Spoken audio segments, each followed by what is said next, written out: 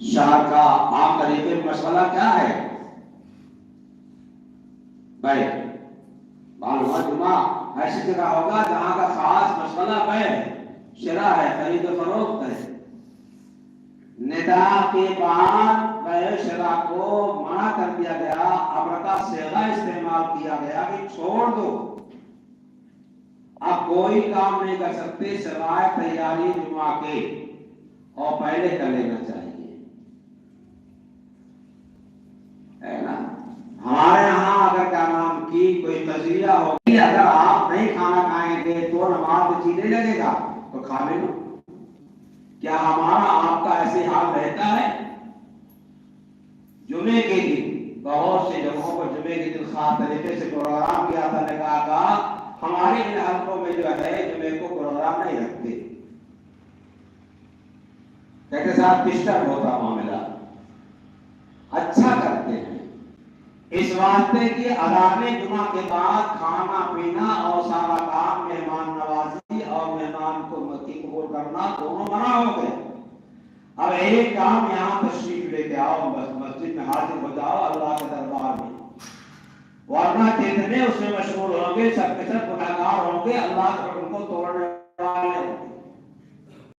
بازار کھلا رہتا ہے، دکاندار بیٹھا ہوا ہے، کوئی گراہک نہیں آ رہا ہے، یہ رشتے دار ہے جھولا رکھ دیا، وہ رشتے دار ہے جھولا رکھ دیا، وہ رشتے دار جھولا دے رکھ دیا، دکاندار خود بھی گناہگار ہو رہا ہے اور اس کے رشتے دار بھی گناہگار ہو رہے ہیں، کوئی ٹوکنے والا نہیں۔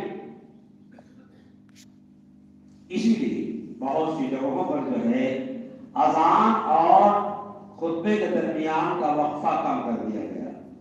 ممبئی کی بہت ساری مساجد میں پہلے باز ہوتا ہے، پھر اذان ہوتی ہے، 10 منٹ بعد موقع ملتا ہے سنت پر نماز پڑھنے،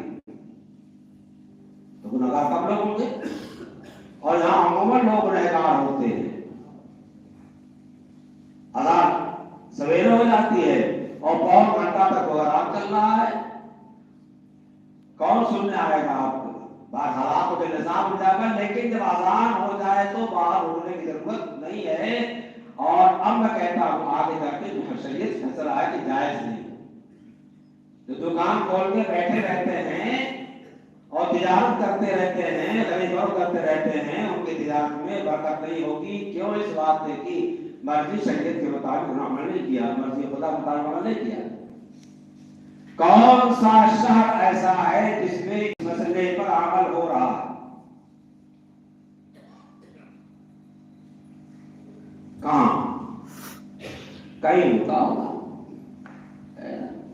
دکان بند، عزیز آوے، قریب آوے، رشتے دار آوے، اپنا سمجھے، مسجد کی طرف چلو، فسعوا الی ذکر اللہ، مسجد کی طرف چلو، اور یہی ایک کام بس، نہیں نہایا نہا لو، نہیں وضو کیا وضو کر لو، تیاری کر لو، بس اس کے زیادہ جائز نہیں۔ اس جگہ میں حاضر ہوا، وہاں مجھے کو نکالنا تھا اور اذان کے بعد خوب جو ہے کھانا چلا، میں نے جو ہے یہ آیت پڑھی اور پڑھ کر بیان کیا، اور یہ کہا کہ جن لوگوں نے کیا ہے یہی مسجد میں بیٹھ کر کے گناہ سے توبہ کریں، اس کو گناہ سمجھتے ہی نہیں، اور کوئی بولے بیان کرتے دھوکہ ہے، کٹولہ ہے۔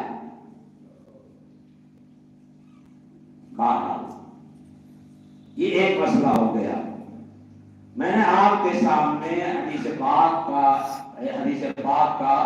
ایک جز پڑھا، حدیث کا جز پڑھا ہے، حدیث پڑھی ہے کہ من استطاع منکم الباءۃ فلیتزوج، چونکہ یہاں نکاح کا مسئلہ ہے اور اسی سلسلے میں آیا ہوا ہوں، اس لیے مختصر سا اشارہ کرتا ہوں، موقع نہیں، نہ آپ کو سننے کا موقع سے زیادہ نہ آپ کو کہنے کا موقع ہوگا۔ نکاح کرنے سے پہلے کسی مولوی کے پاس جا کے بیٹھتے، صاحب اپنے بچے کا نکاح کر رہے ہیں، اپنی بچی کا نکاح کر رہے ہیں، شریعت کا کیا قاعدہ ہے، شریعت کا کیا ضابطہ ہے، اللہ کے نکاح کے کس انداز سے خوش ہوتا ہے اور نکاح کس انداز سے ناراض ہوتا ہے، کون جاتا پوچھنے کے بعد؟ فلاں صاحب فلاں حضرت سے بیٹھ، وہ جاتے پوچھتے، بس ایک تو اکا کی شاخ کا کوئی اعتبار نہیں۔ عمومی مزاج یہ ہے کہ ہم جو عمومی مزاج ہوتا ہے، جو احوال ہوتے ہیں، خدا راضی ہوگا ناراض ہوگا اس سے بات نہیں ہے، ہمارے رشتے دار ناراض نہ ہو، رشتے دار ناراض نہ ہو، پھوپھی ناراض ہو جائے گی اور پھوپھا ناراض ہو جائے گا، اس کا بڑا اہتمام کیا جاتا ہے۔ پھوپھی کا کام کیا، پھوپھا کام کیا، دلہا کو نہوانا، کس حدیث سے ثابت ہے؟ اور اس کے جو رسومات چلتی ہیں کہاں سے ثابت ہے؟ کہاں نہیں ہو رہا، کس گھر میں نہیں ہو رہا ہے؟ یہ جو ہماری گاڑیوں پر سہرا لگتا ہے یہ خالص ہندوؤں کی رسم ہے۔ اب گاڑی دیکھ کر کے ہم فیصلہ نہیں کر سکتے صاحب کی دولہا جو آ رہا ہے کون ہے، کیوں؟ ہندوؤں کی رسم ادا کی جا رہی ہے۔ نکاح پڑھنے کے وقت میں امام صاحب سے نکاح خاں کے ہاتھ سے انگوٹھی پہنوائی جاتی ہے، بعض جگہ سونے کا انگوٹھی پہنوائی جاتی ہے، سونے کی انگوٹھی پہننا جگہ پہنوانا جگہ کرتی ہے۔ یہ دونوں چیزیں جو رومال اور انگوٹھی پیش کی جاتی ہے ہندوؤں کی خاص رسم ہے، چھاپ چھلا۔ تو کوئی ٹوک تو دے، اس کی خیریت دے، ایسے بلانا تو ہمارا مذاق کنکنا کر دے، جو خدا کی وردی بتا دے، جو شریعت کا قانون بتا دے، جو محمد رسول اللہ صلی اللہ علیہ وسلم کا قرآن بتا دے، ایسے کوئی بھی ہمیں ضرورت نہیں ہے۔ پھوپھی ناراض ہو جائیں گے، پھوپھا ناراض ہو جائیں گے، سگا خدائی نہیں ہو پائے گی، ہے نا؟ ہاں، یہ وہی جواب ہے جو ہم آج دے رہے ہیں صاحب کا نام کی ایسا ہوتا چلا آیا ہے۔ کفار مکہ نبی پاک صلی اللہ علیہ وسلم کو یہی جواب دیتے تھے، وَجَدْنَا عَلَيْهِ آبَاءَنَا، ہم نے اپنے آپ دادا باپ دادا کسی چیز میں دیکھا بھیا ہم تو نہیں چھوڑیں گے، یہ کہاں سے نیا دین لے کر کے آیا؟ یہ تو وہ دین لے کے آئے محمد رسول اللہ جو آدم لے کے آئے تھے، جو موسیٰ لے کے آئے تھے، جو نوح لے کے آئے تھے، جو ابراہیم لے کے آئے تھے، وہی دین کا نام کی محمد رسول اللہ کے لے کر کے آئے ہیں، وہی ہے۔ مگر کفار مکہ کا جو جواب تھا وہ ہمارے گھروں میں جواب چل رہا ہے۔ 1400-1500 برس کا زمانہ گزر گیا ہے اور ایک پشتوں سے مسلمان چلے آ رہے ہیں، لیکن اسلامیات نہیں آئی ہمارے گھروں میں، نہیں آئی۔ یہ کیا ہے؟ حضرت فاطمہ رضی اللہ تعالی عنہا جنت کی عورتوں کی سردار ہیں، رسول اللہ صلی اللہ علیہ وسلم کی سب سے چہیتی بیٹی ہیں۔ مولانا آپ بیان کیجیے، آپ کا بیان خوب سنیں گے ہم اور مانیں گے، صحیح کہتے ہیں، مگر کریں گے وہ جو پھوپھا کہیں گے، جو پھوپھی کہیں گے، جو گاؤں کا چودھری کہے گا، جو گاؤں کا سرپنچ کہے گا اس کی مانیں گے، وہ تو سب کا سردار ہے نا۔ اللہ میں بھی اس کے سردار ہے، اس کے بھی سردار ہے، اللہ کا کام اس پر بھی ہے، پھوپھی پر بھی ہے، پھوپھا پر بھی ہے۔ لیکن بڑے پڑھے لکھے لوگ ہیں، کرتا پجامہ ٹوپی میں ہیں، شہید لباس موجود ہے، مثلاً ہے، اچھا ہے، ہم اس کی تفتیش نہیں کرتے، لیکن یہ شہید لباس بتا رہا ہے کہ آپ شریعت کے پابند ہیں۔ کتنی پابندی کرتے ہیں؟ آئیے ہم سے سوال جواب کیجیے، ہم آپ بتائیں کتنے پابند کرتے نہیں ہیں، ہم کتنے پابند ہیں۔ شریعت کو پامال کرو، رشتہ ناراض ہو جائے، سب ناراض ہو جائیں، اللہ ناراض نہ ہو، محمد رسول اللہ صلی اللہ علیہ وسلم کی سنت نہ ٹوٹے، یہ ہمارا مشغلہ ہے، یہ ہمارے دل کی آواز ہونی چاہیے۔ اور آپ کو اشکال ہے، میں نے اپنے 3 بچوں کا نکاح کیا اور 7 بچیوں کا نکاح کیا ہے، ذرا پتہ لگاؤ علاقے میں جا کر کے میں نے کتنی شادی کیا ہے، کوئی نئی چیز نہیں ہے، کتنی شادی کیا پتہ لگا لو۔ کیوں؟ اس لیے جانتے تھے رسول اللہ صلی اللہ علیہ وسلم کا دین یہ ہے اور اللہ کو یہ پسند ہے، اور یہ جو آج پکڑے بڑھائے جا رہے ہیں اور لڑکیوں کے لڑکوں کے نکاح بھی ہو رہے ہیں، اور بہت سی لڑکیاں کا نام کی بے نکاح پڑی ہوئی 30 سال 40 سال 35 سال ہو گئے، ان کا نکاح نہیں ہو رہا ہے، اس کی وجہ کیا ہے؟ ہمارا اور آپ کا شریعت کے خلاف نکاحوں کا مشغول ہونا اور کرنا ہے۔ جب جب نکاح کریں گے تو آپ سب سے پہلے پتہ کیا لگائیں گے؟ لڑکی کے باپ کیا کرتا، کہاں رہتا ہے. اگر جانا کی ہندوستان کے باہر ہے بالکل ٹھیک ہے، ایک مسئلہ حل ہو گیا. اب اس کا پتہ نہیں کہ وہ حلال کمائی کرتا ہے حرام کمائی کرتا ہے، یہ نہیں پتہ ہے. باہر ہے اور سعودی میں ہے تو سعودی کی کمائی حلال ہوگی سب کی. یہ بھی پتہ لگاؤ کہ اس گھر میں کھانا جو کھایا جاتا ہے حلال پاکیزہ مال کھایا جاتا ہے یا حرام کھایا جاتا ہے.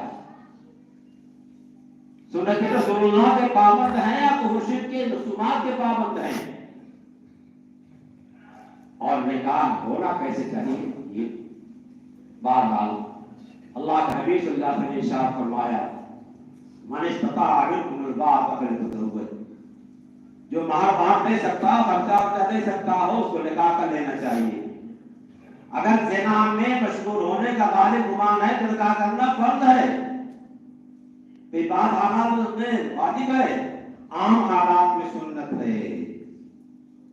اور تاخیر ہمارے یہاں نکاح بہت ہوتی ہے، 30 سال 35 سال لڑکے ہو جاتے ہیں نکاح نہیں ہوتا. حدیث پاک میں آتا ہے اگر بالغ ہونے کے بعد باپ نے نکاح نہیں کیا اور غلطی مبتلا ہو گیا بچہ تو جو گناہ اس کو ہوگا سارا گناہ باپ کے سر پہ جائے گا. مگر اس کی فکر نہیں ہے. ابھی 3 لڑکے باقی اس کا کیسے کر لیں؟ لڑکا تقاضا کر رہا ہے، وہ کہہ رہا صاحب کی میری نگاہ غلط پڑ رہی ہے، صالح لڑکا ہے، نیک لڑکا ہے اور میرے رب میں قابل اس کو نہیں مل پا رہا ہے، گناہ ہو جاتا ہے نگاہ. لیکن ابھی 3 بیٹے بڑے باقی ہیں. کیوں باقی؟ اس لیے کہ نکاح تو بہت ملتا ہے لیکن جو لگ کے آتا جو ٹھالی وہ نہیں مل پا رہا ہے. جو لگ کے آ رہا جو ٹھالی وہ نہیں مل پا رہا ہے. میں نے اپنے بچے کے نکاح کر کے تحقیق تاریخ پڑھی، میں اس کو کچھ نہیں چاہیے اور مشینی بن رہی ہے. ایک بستر لانے کی اجازت ہے، مطالبہ نہیں ہے تاکہ دل نہ ٹوٹے. بس تو جو مہر منافع دے سکتا ہے نکاح کرے. عمر لم یستطع فعلی بالصوم، اگر اس کے پاس صبر نہیں ہے لیکن اور نفس پہ قابو بھی نہیں ہے تو روزہ رکھے. روزہ جب کثرت سے رکھے گا تو شہوت ٹوٹ جائے گی. پہنو روزہ، روزہ کیا ہے؟ ڈھال بن جائے گا، اس سے گناہ سے بچنے کے لیے ڈھال بن جائے گا. پالن کیا ہوگا؟ نکاح ضروری ہے، بعض حالات میں سنت فرض ہے. اسی طریقے سے حدیث پاک میں آتا ہے تزوج الودود الولود، جو جن بچے جن گھروں میں خاندانوں بچے زیادہ پیدا ہوتے ہو وہاں نکاح کرو. اسی لیے قیامت کے دن میں فخر کروں گا جب امت کثیر ہوگی. مگر کیا چل رہا ہے صاحب؟ حالات آپ سے کیا ہیں وہ آپ کو جانتے ہیں. اور حدیث پاک میں ہے سب سے بابرکت نکاح وہ ہے جس میں سب سے کم خرچہ ہو. ان اعظم النکاح برکۃ ایسر مغورۃ، سب سے بابرکت نکاح وہ ہے جس میں سب سے کم خرچہ ہو. یہ حضور نے فرمایا ہے. حضرت فاطمہ کا نکاح کیا ہے تو پہلے سے کسی کو پتا نہیں، کوئی اعلان نہیں ہے. جب نکاح کے واسطے حضور تشریف لائے تو فرمایا دیکھو فلاں ہے فلاں ہے بلا لو، فلاں ہے بلا لو، فلاں ہے بلا لو، فلاں ہے بلا لو. آ گئے حتیٰ کہ حضرت علی موجود نہیں جن کا نکاح ہو رہا ہے. آپ محدثی کیا پوچھ لیجیے گا مجھ پہ اعتماد نہ ہو. اور حضرت نے نکاح پڑھا دیا، بہت شاندار اور جاندار خطبہ پڑھا ہے. ملا علی قاری نے شرح مشکات خطبے کو لکھا ہے. اتنے علی آ گئے انہوں نے جو قبول کر لیا. نبی پاک صلی اللہ علیہ وسلم دونوں طرف کے ولی تھے. تم نے کہا کا جو شرعی طریقہ ہے مسلمانوں اس کو اختیار کرو. اور جمعے کی اذان کے بعد جو دکانیں کھول کے دکان پہ بیٹھنے کا رواج ہے اور جمعے کی اذان کے بعد جو مہمان نوازی کا رواج ہمارے یہاں چل رہا ہے اس کو ختم کرو. اس میں گناہ ہے. میں مسجد میں کہہ رہا ہوں، خدا بہادر نازل سمجھ کہہ رہا ہوں، آپ اپنے مفتیوں سے پوچھ لو۔ اذا نودي للصلاة من يوم الجمعة فاسعوا إلى ذكر الله وذروا البيع، اذان جمعہ ہو جائے تو چلو اللہ کی ذکر کی طرف، بیع شراء یہ سارے کام چھوڑ دو اور لگ جاؤ۔ اور فإذا قضيت الصلاة، نماز پوری ہو گئی، فانتشروا فی الأرض، اب جاؤ، وابتغوا من فضل اللہ، اللہ کی روزی تلاش کرو جا کر کے، اللہ برکت دے گا۔ اتنے ہی وقت کا پابند کیا گیا ہم کو اذان جمعہ سے لے کے جمعے کے ختم ہونے تک۔ بنو اسرائیل کا پورا دن سنیچر کی عبادت تھا، موسیٰ علیہ السلام میں سنیچر کا پورا دن تھا، اور عیسیٰ میں اتوار کا پورا دن تھا، پورے دن کا احترام کرنا تھا۔ آپ کو تھوڑا کرنا ہے، اس کو آپ مختصر کر سکتے ہیں اذان لے کر کے، اس کا اہتمام کیجیے۔ بات آسان کہی گئی ہے، سادے نکاح اور رواج کیجیے، شریعت مطہرہ کے مطابق ہمیں زندگی بنائیے، اپنے گھروں کو اللہ کی رحمت کو اترنے کے لائق بنائیے، اور رسومات شرکیہ بدعیہ غیروں کی کر کے اور اللہ رسول ناراض کر کے جہنم کی ہم کام کریں گے تو دنیا میں کامیاب چاہے نظر آئیں، حقیقت میں کامیاب نہیں ہوں گے۔ اللہ تعالیٰ توفیق خیر سے نوازے اور ہر طرح رسومات شرکیہ بدعیہ کا پہچان نصیب فرمائے اور اس سے اجتناب کرنا نصیب فرمائے۔ وآخر دعوانا الحمدللہ رب العالمین۔